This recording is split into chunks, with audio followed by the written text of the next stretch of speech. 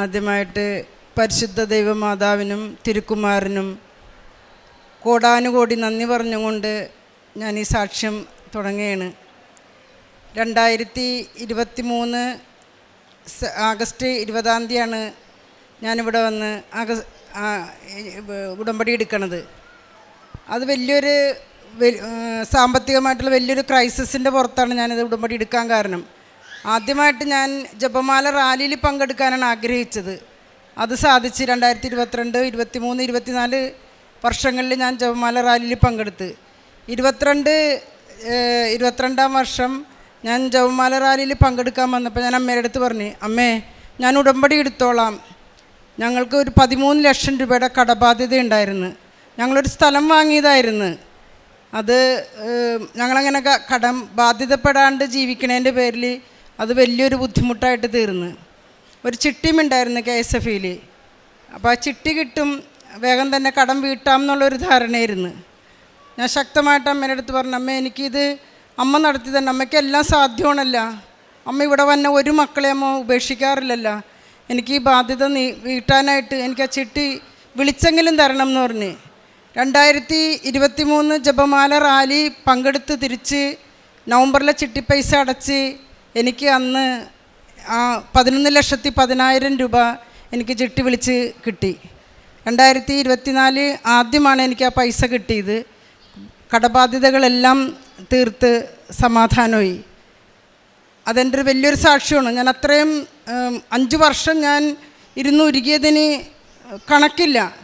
ഞാൻ ദിവസവും പള്ളിയിൽ പോകും, ജപമാല ചെല്ലും, വചനം വായിക്കും, എല്ലാം ചെയ്യുന്നുണ്ടായിരുന്നു. പക്ഷെ അമ്മയുടെ അടുത്ത് വന്നാണ് എനിക്ക് അമ്മ തന്ന ഏറ്റവും വലിയ, എൻ്റെ ജീവിതത്തിലെ ഏറ്റവും വലിയൊരു സാക്ഷ്യം തന്നെയാണത്.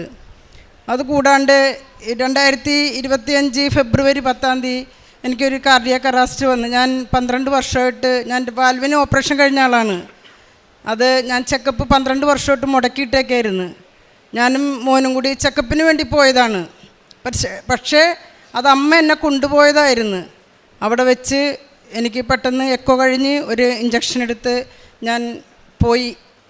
ഞാൻ ഇത്രയും പറഞ്ഞോളൂ. എക്കോ എടുക്കുന്ന സമയത്ത് ഞാൻ പറഞ്ഞു, അമ്മേ കൃപാസന പ്രസാദപര മാതാവേ, എനിക്കൊന്നും ഇപ്പോൾ പറയാൻ കിട്ടണില്ല, അമ്മ എല്ലാം ഈശോനോട് പറഞ്ഞോട്ടോ എന്ന് പറഞ്ഞ് എന്നെ തിരിച്ചു നിന്ന് എന്നെ ചികിത്സിച്ച ഡോക്ടർ വരെ പറഞ്ഞ് ദൈവത്തിൻ്റെ വലിയൊരു രക്ഷാവലയത്തിലാണെന്ന്. അത് മോൻ അനുഭവപ്പെടുകയും ചെയ്ത് അമ്മ അവിടെ ഉണ്ടായിരുന്നെന്ന്.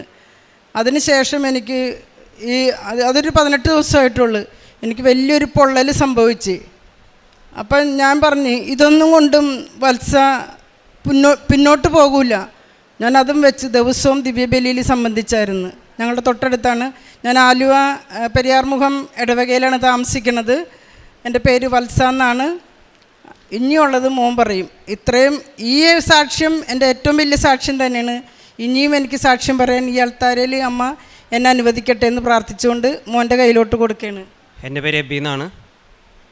2024 ജനുവരി 7 ഞാൻ ഉടമ്പടി എടുത്തത്.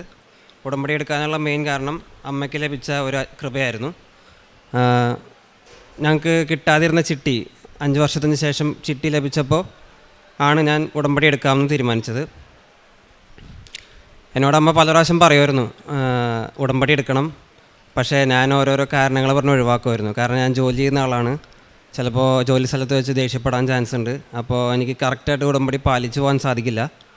അങ്ങനെ ഓരോരോ റീസൺസ് പറഞ്ഞ് ഞാൻ ഒഴിവാക്കുമായിരുന്നു. പക്ഷേ 5 വർഷത്തെ ഞങ്ങളുടെ ഒരു വേദന മാതാവ് പെട്ടെന്ന് എടുത്ത് മാറ്റിയപ്പോൾ എനിക്ക് ഉടമ്പടിയിലേക്ക് വരണം എന്നുള്ളൊരു ചിന്ത എന്നിൽ ജനിച്ചു. എൻ്റെ സാക്ഷ്യം എന്താണെന്ന് വെച്ചാൽ, ഞാൻ ഖത്തറിൽ വർക്ക് ചെയ്തുകൊണ്ടിരുന്ന സമയത്ത് എനിക്ക് ഒരു യൂറിൻ ഇൻഫെക്ഷൻ അഫക്റ്റ് ചെയ്തായിരുന്നു. അപ്പോൾ ഞാൻ അവിടെ വെച്ച് ഡോക്ടറെ കാണുകയും ഡോക്ടർ മെഡിസിൻസ് തരുകയും ചെയ്തു. പക്ഷേ അൺഫോർച്ചുനേറ്റ്ലി ഡോക്ടർ എനിക്കൊരു മെഡിസിൻ എഴുതിയിട്ടുണ്ടായിരുന്നില്ല. അത് വിട്ടുപോയതാണോ എന്ന് എനിക്കറിയില്ലായിരുന്നു. ഗ്യാസിൻ്റെ ടാബ്ലറ്റ് യൂറിൻ ഇൻഫെക്ഷൻ്റെ മെഡിസിൻ എടുക്കുമ്പോൾ തരേണ്ടതാണ്. പക്ഷെ അത് അൺഫോർച്ചുനേറ്റ്ലി പുള്ളി തന്നില്ല. അതിനാൽ എനിക്ക് അൾസർ വരികയും വയറ്റിൽ രക്തം പോവുകയും ചെയ്തായിരുന്നു. ഞാൻ ഇംഗ്ലീഷ് മെഡിസിൻസ് കഴിച്ചു, ആയുർവേദം കഴിച്ചു, ഹോമിയോപ്പതി കഴിച്ചു. ഇതിലൊന്നും എനിക്കൊരു റിലീഫ് കിട്ടുന്നുണ്ടായിരുന്നില്ല. മരുന്ന് കഴിക്കുമ്പോൾ അത്ര നേരത്തേക്ക് എനിക്ക് ബുദ്ധിമുട്ടുകളൊന്നും ഉണ്ടാവില്ല. വയറ് കത്തുന്നൊരു ഫീലാണ് എപ്പോഴും ഉണ്ടാകുന്നത്. അതുപോലെ നെഞ്ചത്തേക്ക് ഇങ്ങനെ ഗ്യാസും പുളിച്ച് കെട്ടി വരുമായിരുന്നു. ഭയങ്കര എരിച്ചിലായിരുന്നു. കിടക്കാനും ഉറങ്ങാനൊക്കെ ഭയങ്കര ബുദ്ധിമുട്ടായിരുന്നു ആ സമയത്ത്. എന്ത് കഴിച്ചാലും ഭയങ്കര അസ്വസ്ഥതകളായിരുന്നു. അങ്ങനെ ഇരിക്കുന്ന സമയത്താണ് ഞാൻ ഉടമ്പടി എടുത്തത്. ഉടമ്പടി തൈലം എല്ലാ ദിവസവും വൈകുന്നേരം പ്രാർത്ഥനയ്ക്ക് ശേഷം വയറിൻ്റെ ഭാഗത്ത് പുരട്ടുകയും ഉപ്പ് ചോറിൽ മിക്സ് ചെയ്ത് കഴിക്കുകയും ചെയ്തതിൻ്റെ ഫലമായിട്ട് എനിക്ക് ആ എരിച്ചിലും ആ ബുദ്ധിമുട്ടുകളെല്ലാം എന്നെ വിട്ട് മാറി. രണ്ടാമത്തെ സാക്ഷ്യം എൻ്റെ അപ്പൻ്റെ സാക്ഷ്യമാണ്. എൻ്റെ അപ്പനൊരു മെയ്സണാണ്. അപ്പോൾ പുള്ളിക്ക് ക്ലൈമറ്റിനനുസരിച്ചായിരിക്കും അവർക്കൊരു ജോബ് കൂടുതലും കിട്ടുന്നത്. മഴയൊക്കെ കൂടുതലാണെന്നുണ്ടെങ്കിൽ അവർക്ക് ജോലി കുറവായിരിക്കും. അങ്ങനെ ഒരു 6-7 മാസമൊക്കെ അപ്പന് ജോലി ഇല്ലാത്ത അവസ്ഥകൾ വരാറുണ്ട്. അപ്പോൾ ഞങ്ങളുടെ വീട്ടിലെ കാര്യങ്ങൾ പോകാൻ ഭയങ്കര ബുദ്ധിമുട്ടായിരുന്നു ആ സമയത്തൊക്കെ. അപ്പോൾ ഞാൻ ഉടമ്പടി എടുത്തതിൽ ഞാനൊരു നിയോഗം വെച്ചിരുന്നത് എൻ്റെ അപ്പന് സ്ഥിരമായിട്ട് ജോലി കിട്ടണമെന്നായിരുന്നു. അതിനുശേഷം ഞാൻ ഉടമ്പടി എടുത്തതിന് ശേഷം എൻ്റെ അപ്പന് ഇപ്പോൾ സ്ഥിരമായിട്ട് ജോലിയുണ്ട്. എല്ലാ ദിവസവും അപ്പന് ജോലിക്ക് പോകാൻ സാധിക്കുന്നുണ്ട്. മൂന്നാമത്തെ എൻ്റെ ഏറ്റവും വലിയൊരു സാക്ഷ്യം, ഞാൻ 2017 ബിടെക് ഓട്ടോമൊബൈൽ പാസ് ഔട്ടായിട്ടുള്ള ഒരാളാണ്. പാസ്സായിട്ടായി ഇറങ്ങുമ്പോൾ എനിക്ക് ഒരു 6 സപ്ലി ഉണ്ടായിരുന്നു.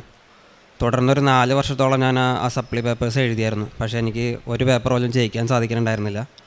ഉടമ്പടി എടുത്തതിന് ശേഷം ഞാൻ എക്സാം എഴുതി എൻ്റെ എല്ലാ പേപ്പേഴ്സും ഞാൻ ക്ലിയറാക്കി. ഞാൻ കാരുണ്യ പ്രവർത്തികളായിട്ട് ചെയ്തുകൊണ്ടിരുന്നത് ഭക്ഷണമൊക്കെ മേടിച്ച് കൊടുക്കുമായിരുന്നു. പിന്നെ പൈസ ആവശ്യമുള്ള രോഗികൾ അവശർക്കൊക്കെ പൈസ കൊടുത്ത് സഹായിക്കുമായിരുന്നു. പ്രേക്ഷിത പ്രവർത്തനമായിട്ട് പത്രം ഡിസ്ട്രിബ്യൂട്ട് ചെയ്യാറുണ്ട്. പകുതി പത്രം അക്രൈസ്തവർക്കും പകുതി ക്രൈസ്തവർക്കുമാണ് കൊടുക്കാറ്. പിന്നെ ധ്യാനത്തിൻ്റെ ലിങ്ക് ഞാൻ ഷെയർ ചെയ്യാറുണ്ട്. അതിന് കുറേ പേര് എന്നെ കളിയാക്കാറുണ്ട്, പക്ഷേ ഞാനതൊന്നും മൈൻഡ് ചെയ്യാറില്ല. സ്റ്റാറ്റസായിട്ട് ഇടാറുണ്ട്. കൃപാശ്രം എന്ന് പറഞ്ഞൊരു വാട്സപ്പ് ഗ്രൂപ്പ് ഉണ്ടാക്കി അതിലേക്കും ഞാൻ ഷെയർ ചെയ്ത് കൊടുക്കാറുണ്ട്. ഇത്രയും അനുഗ്രഹങ്ങൾ തന്ന മാതാവിന് ഈശോയ്ക്കും കോടാനുകോടി നന്ദികൾ അർപ്പിക്കുന്നു. ബാറൂക്ക് 2:18. കർത്താവെ, വലിയ ദുഃഖം അനുഭവിക്കുന്നവനും ക്ഷീണിച്ച് കുനിഞ്ഞു നടക്കുന്നവനും വിശന്ന് പൊരിഞ്ഞ് കണ്ണു മങ്ങിയവനും അങ്ങയെ മഹത്വപ്പെടുത്തും, അങ്ങയുടെ നീതി പ്രഘോഷിക്കും. എബി ബെന്നി എന്ന ഈ സഹോദരനും അമ്മയും അവരുടെ ഉടമ്പടി ജീവിതങ്ങളിൽ ലഭിച്ച നന്മകളെ സന്തോഷത്തോടെ ഈ അൾത്താരയിൽ സാക്ഷ്യപ്പെടുത്തുന്നു. ആദ്യം പങ്കുവച്ചത് ഒരു 5 സെൻറ്റ് സ്ഥലം ആലുവയിൽ വാങ്ങുന്നതിന് വേണ്ടിയുള്ള കുടുംബത്തിൻ്റെ പരിശ്രമമാണ്. ഒത്തിരി വർഷമായി ആഗ്രഹിക്കുന്ന ഒരു നിയോഗമാണ്. കാരണം ഇടവക പള്ളിയുമായി ഏറെ ദൂരം ഇവരുടെ കുടുംബത്തിലുണ്ട്. ആലുവയിലാണ് ഇടവക പള്ളി, കീഴ്മാടാണ് വീട്. അതുകൊണ്ട് ഏറെ ദൂരം സഞ്ചരിക്കേണ്ടത് കൊണ്ട് ആ ഇടവക പള്ളിയുടെ അടുത്ത് ഇത്തിരി മണ്ണ് വേണം, സ്ഥലം വേണം എന്നതിൻ്റെ ആഗ്രഹമാണ് ശരിക്കും അമ്മ മാതാവിൻ്റെ തിരുനടയിലേക്ക് കുടുംബത്തെ കൊണ്ടുവന്നെത്തിക്കുന്നതും.